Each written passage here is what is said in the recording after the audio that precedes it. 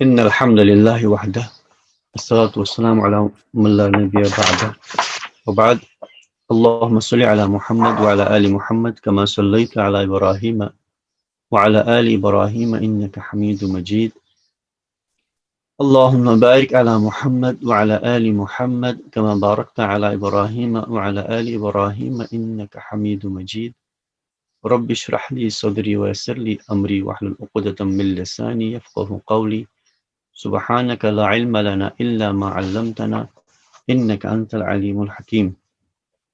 Bismillahir Rahmanir Rahim.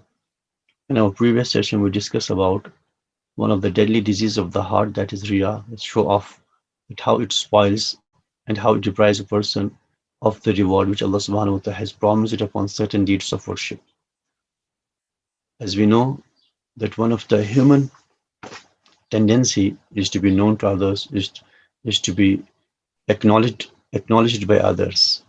And when a person is pushed by his bad intention, he's pushed by bad intention to be known among the others, then he's doing everything for the sake of other than Allah. However, when a person practices riya, when a person practices show off, there are certain levels, different degrees for this. So we try to understand what are the different degrees of riya, what are the different degrees of this show off. Riya has different degrees, some of which are more serious than the others. As Imam Al-Ghazali rahimahullah has mentioned that Al-Ma'asi tatafawat. The levels of the sinful activities vary from one action to other action. Some are less disastrous, while as others are more disastrous. Some are less harmful, while as others are more harmful.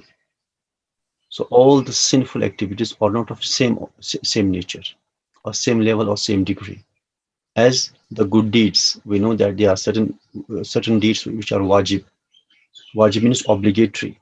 Then there are different forms of ibadah which is optional, which is not wajib, which is not as important as that of the obligations. As in good deeds, there are levels, there are the degrees. So we have the degrees in the sinful activities as well. In the negative things, we also have the degrees. Usually sins are classified into major sins and the minor sins. Al-Kabair was-Saghair, Al-Kabira was-Saghira. Al-Kabira means the major sin. As Allah subhanahu wa ta'ala says in the Quran, إِن تَجْتَنِبُونَ مَا تُنْحَوْنَ عَنْهُ. If you stay away from the major sins which you have been prohibited, if you stay away from the major sins which you have been prohibited, Allah subhanahu wa ta'ala says, I will forgive your minor sins. So major sins, they are deadly sins. And one major sin is enough to take a person to the hellfire. That's why we need to try our top level best to stay away from all forms of major sins. However, there's a difference of opinion among the scholars regarding the number of the major sins. Imam Az-Zahabi rahimahullah has he's tried his best to gather all the major sins in one book, which is known as Al-Kabair. That has also been rendered into Malay, a beautiful book in which, if I'm not mistaken, he compiles 70 major sins, and rest of them are minor sins. So al-ma'asi tatafawat. The nature of the sinful activities varies. Some are more dangerous, some are less dangerous. Some are more deadly, others are less deadly, we can say.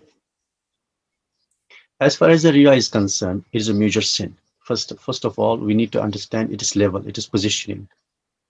Its position is that it is a major sin. However, the degrees of this major sin also varies. There are different levels, there are different degrees of show off. There are different degrees of what you call the riya. And the first and the most gangrenous degree of, or dangerous degree of riya is that one who commits it does not originally seek to get a good reward for his deed. As in the case of a person who performs prayer only when people can see him and neglects it when being away from their sight. So this is one of the deadly form of Riya, that a person is wholly and solely doing this action for the sake of the people. Though he carries the tag that he's doing this for the sake of Allah. How come? Salah is essentially meant for Allah. But this person, he is performing the salah only when people are around. So in presence of people, he performed the ibadah. Though apparently it seems that it is for the Allah, but when examined properly and deeply, so we come to know that it is not for the sake of Allah subhanahu wa ta'ala, it's just for the sake of the people to make them feel that is very much pious. So this is one of the deadliest form of the Riya. That what is the motivation? Motivation is the sight of the people. The people must see him. When the people are not around, he doesn't perform the salah. And there are such people. There are such, we can say, foolish people who do it for the sake of the people, not for the sake of Allah subhanahu wa ta'ala. And there are many reasons for this, what motivates them to do this for the sake of the people. Say these people, they want to get the, as I said before, they want to get the acknowledgement in the society. And the easiest way to get the acknowledgement is to be pious, to pretend to be pious, to be a godly man. And deen or religion has been one of the most, we can say, exploitative form of, most dangerous tool of exploitation. So we need to take care of each and everything. Sometimes appearances are deceptive. We may think about a person who's quite pious, but once examined properly, so he turns out to be that he was not doing this for the sake of Allah subhanahu wa ta'ala. It was just a means to earn the respect of the people. So ikhlas is, as I always says, ikhlas is a life-infusing amal, life-infusing deed, which infuses a life into the amal. On the other hand, riya or show off is a life-taking element in the deed. So deeds are dead now, with no fruit, with no results, with no rewards. And among the riya, among the degrees of the riya, the deadliest of all forms of riya, all degrees of riya, is that a person's motivation to perform a deed is to show to the people exclusively. And once the people are not around, the people are not present, then he doesn't perform it at all. So he makes the charity when people are around. When there is no one, he doesn't spend a single penny. He performs the salah when people are around. When nobody is around, even he abandons the obligations, the wajib, not to talk about the nafal or the optional prayers. And this type of person, he pretends, he may be telling to people that he observed the fast, but in essence, he's not observing the fast. So his motive, and there are many people, they go to perform Hajj, they spend a lot of money, then also a good deal of time and their energy. What's the objective? To be called as Haji. Is Al-Hajj, or she is Hajjah, like this. That is a motivation, to earn the title. To earn the title, so they spend the money to get the title. These forms of ibadah won't bring any benefit to a person. They are the deadliest deeds for a person, because that's going to take them to hellfire, not Allah subhanahu wa ta'ala. So we need to understand these degrees of riya. So a person he's spending a lot of money in charity, but in front of Allah subhanahu wa ta'ala, he won't get one single reward, because his objective is to show to the people how much generous he is. As Prophet said, on the day of judgment, a rich person will be produced before Allah. Allah will ask him, okay, I bless you with the wealth. So what did you do of it? He will say, Allah, you blessed me with the wealth. Then I was spending, I was helping the needy, I was helping the poor, I was assisting the orphans. So whomever I could lay my hand on, I would help him, I would assist him.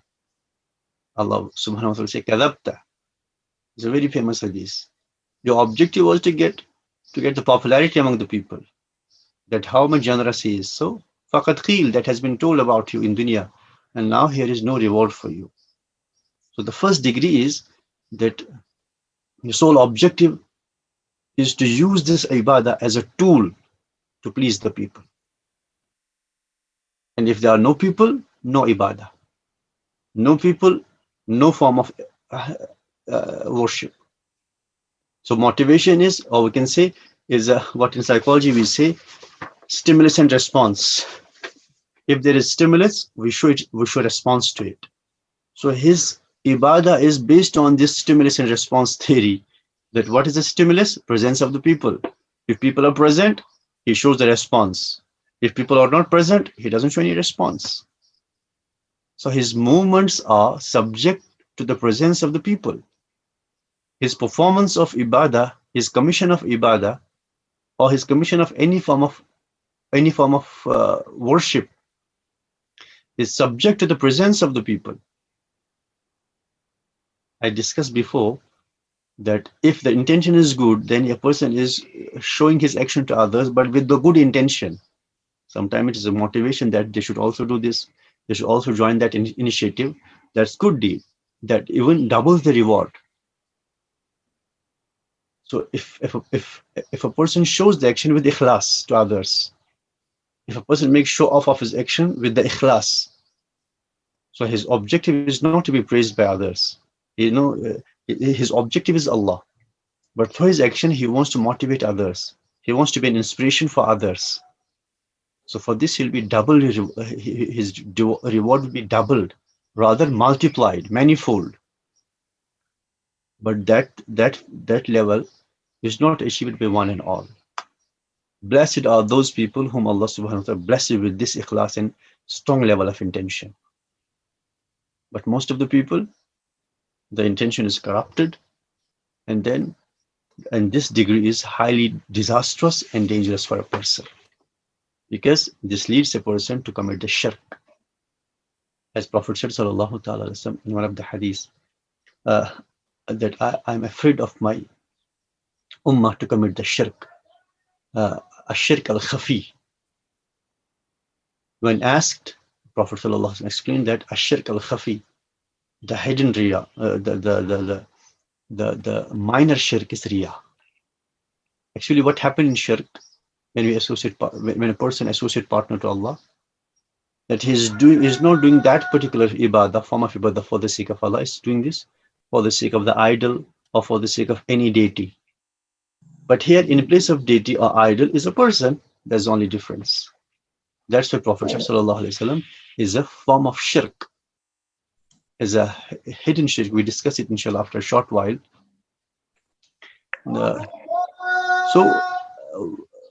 Actually, a person should always try his top level best. First of all, to fix the intention, to fix the problems of the intention, if there is any. And this will ensure him to perform the ibadah for the sake of Allah subhanahu wa ta'ala. So this is the first and most dangerous, which Imam Al-Ghazali says, rahimahullah. So when people are around, he performs it. And when there's no one to see him, so he will not show his response to the stimulus of the people. So he neglects it. The second degree is that he seeks to get a good reward for his act, but his deed is a little bit absorbed with riya, to such an extent that if he was alone, he would not do it. This degree is near to the first one, and both are detestable in the sight of Allah subhanahu wa ta'ala. The second degree is though closer to the first one, but different from the first one. Closer to the first one, but also different from it. And how is it? He seeks to get a good reward for his act. The first one, there's no intention to get a good reward for it, because the objective is to show it to the people, to get his interests are involved. Maybe he's going to have a deal with the people, and he's going to cheat them, he's going to deceive them. But how come they trust him? To get the trust of the people, he performs to be a pious person. He pretends to be a righteous person. So he has nothing to do with the reward. He is always concerned with his own specific interests. Once interests are met, then his job is done.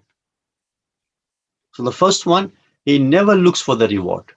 There's no intention from the very onset. There's no intention to get the reward. The intention is something else. The intention is to befool the people. The intention is to make them realize, to make them feel that he's pious, he's righteous. But the second one, the second degree is a bit different from the first one, but closer to the first one.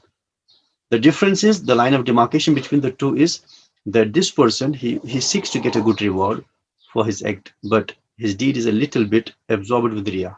So both the elements are there. One side, he wants to get the reward for the action. He knows that if he performs that particular deed, Allah subhanahu wa ta'ala has promised it to bless him with the particular reward. And he has the desire to get that reward. He has the aspiration to get that reward. But at the same time, there's element of show off also in that particular form of ibadah. So both the things are there. There is a kind of ikhlas to get the reward, but at the same time, there is also show off to make his action shown to the people, to such an extent that if he was alone, he would not do it. So it is actually the presence of the people that makes him to make show off. If he's alone, contrary to the first one, if he's alone, he won't do it outrightly. From the very onset, he's not going to commit it. He's not going to perform it. But this one, the second one, if people are not around and he will find an opportunity to perform an act of ibadah, he will do it with ikhlas. He will do it for the sake of Allah subhanahu wa ta'ala, with the intention to get reward, with the intention to be rewarded heavily. But what causes the problem? The presence of the people. So his iman is not as stronger as it should be. His iman is not so stronger that could prevent him to make that form of ibadah only for the sake of Allah subhanahu wa ta'ala. So his iman is not stronger.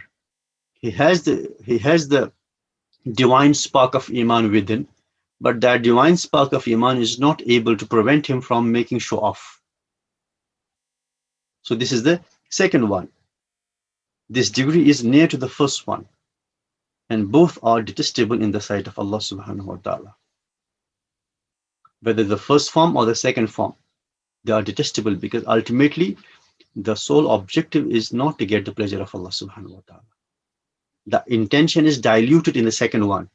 In the first one, it's quite clear the intention is bad, corrupted, and evil.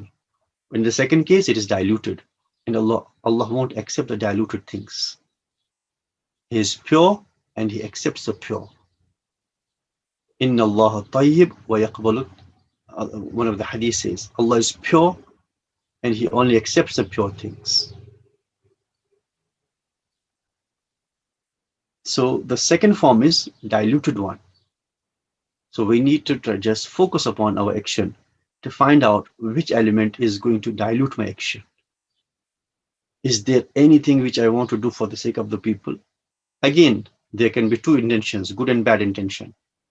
If we want to do it for the sake of the people, not for the sake of the people, to show to the people so that they are motivated, they are inspired to do that particular good deed. But the one who commits that action, who performs that action, his intention is quite good, quite sincere, and quite pure for the sake of Allah subhanahu wa ta'ala, then definitely he'll be rewarded heavily for this particular deed.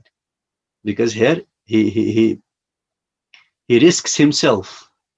He has a potential risk of show off, but he tries his best. He makes his efforts not to be the victim of Riya, not to surrender before the show off. Rather, he protects his intention and he's performing the good deed for the sake of Allah subhanahu wa ta'ala. The third degree of Riya is that his intention is equally directed towards both getting a good reward for his act and taking it as a means to be seen by people. In this case, he ruins his good deed as he is not free from sin. The third degree is that being seen by people encourages him to do such religious acts, but he does not neglect worship when being out of people's sight. In this case, he is rewarded for his good intention and punished for his bad intention. So it's a bit different from the second one. though apparently seems to be the same as that of the second, but there's a difference between the two. That this one, actually, the presence of people encourages him to do a lot of actions, but absence of people doesn't mean that he won't perform any deed. So presence of people encourage him, and that encouragement involves an element of riya. But when people are not around, if he's alone, but still a good form of ibadah he is performing to get the reward from Allah subhanahu wa ta'ala. So these are the different levels of riya, or different levels of show off. And one of the deadly form of riya, that is hidden riya. One riya is obvious, explicit. Yet another form of riya, which is which is more deadly, which is implicit riya, or the hidden riya. Riya may be either obvious or hidden. The obvious riya is that which drives man to do some act. There is another degree of riya that is not as obvious as this one, and it is that which does not drive man to do some act but undervalues the act that is done for the sake of Allah subhanahu wa ta'ala. For example, a man may be accustomed to offering voluntary prayers every night, but he feels that it is hard to bear. So whenever he has a pious guest who would spend the night with him, he offers such prayers with him actively. So on his part, he underestimates the importance of the voluntary prayers, optional prayers. He doesn't think that they are important. Though they are not as important as that of the obligations, we do agree with this. But this person despises the optional prayers, bemeans them, undervalues and underestimates them. So this underestimation slowly takes him away from the ibadah. However, there's a motivation for him. If any pious person spends night with him, so what he's doing, he shows that he's performing the ibadah as if he's performing them regularly. So in a sense, he doesn't take care of it. He doesn't value it at all. But in presence of a pious person, he pretends as if he never misses it. So what is the basic objective behind what he wants to get? What is the objective behind his action? Is to get the pleasure of that pious person. Is to show that pious person that he is very much pious, that he observed the piety, that he performed the night prayers. Because performance of night prayers is a kind of, we can say, an easiest way that people recognize his piety. But that's not the only thing. There are many other things to judge the piety of a person. It's not only the salah, it's not only the charity, it's not only one single form of ibadah or different forms of ibadah to judge the piety of a person. Rather, is the overall behavior of a person, overall approach of a person, which determines the level and degree of his piety and righteousness. But most of the time, what we are deceived. We see a person performing a lot of ibadah, we say, oh, he's very much pious. We see a person doing a lot of charity, we say, oh, he's very much righteous. But piety and righteousness doesn't depend upon 1, 2, or 3 actions or amal. The true piety is determined by overall behavior of a person. It's overall approach of a person that determines the level of his level and the degree of his piety. But unfortunately, we don't understand these differences.